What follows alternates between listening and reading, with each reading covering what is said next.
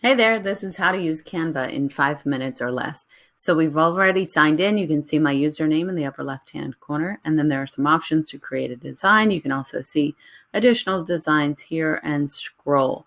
Now, what I'd like to do to shortcut this, I would just type in Twitter, and you'll see that Twitter header should pop up. It will give us the exact dimensions that it needs to be to fit the Twitter header already. Super easy. Choose either a blank design or one of the pre-made designs.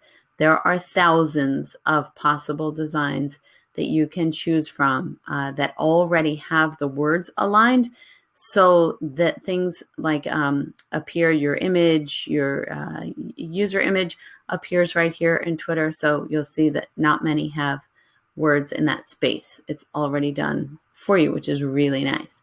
So if you find one that you like, you just click on it and it will open in a new tab, and then you can go into customizing and editing that. Now, if you choose that you realize once you click on it, you're like, oh no, that's hideous, I don't really like that, and you want to find something else, you can just click on another one and it will load it in that same page. If you need to add a new page or you want to undo because you actually really did like that first one, you accidentally clicked on this, just click the undo button up at the top. Okay, so now we're obviously not doing a mountain range. We're going to talk about softball today or sports. So we can either use their stock photos, or if there are patterns in the photo that loads from Canva, that means you have to pay for it. So watermarking means that they own it and you have to buy it from them. When you go to click download, it will prompt you to pay $1 or so to use that image. We have plenty, your parents or you probably have plenty of images to use. So let's just go with uploads. You're going to upload your own image or find an image of yourself and put it somewhere. Let's see. If I just click on the image, it will just show in the screen. That's not necessarily what I'm going for. I'm going to click and drag. And if it doesn't pick it up the first time, then I'm going to delete it and watch. I really want it to appear in this background with the same effects. When I double click, I can edit the crop, and I can even make it bigger than that crop space. There we go, and I'm going to press done. Now you'll see that it has the same adjustments as far as brightness, contrast, that mountain range image did. I like that, but it's hard to read this white text. So first of all, let's edit the text, and you would put in your name. For this one, we'll put in Allison Amadio.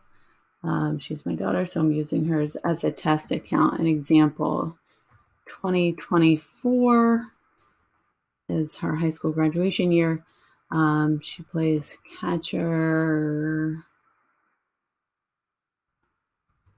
and 3B. Okay. Now it's still hard to read that text on that white image, and I want to get rid of whatever snowflake or thing that was there.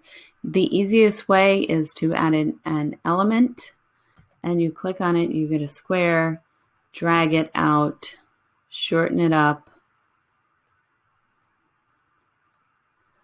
Let's just make it black. And let's send it backwards. There we go. Now that is easy to read. It shows you something about softball, and we're going to rename it at the top.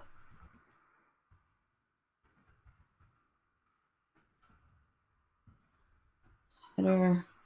And we're going to download it as a JPEG.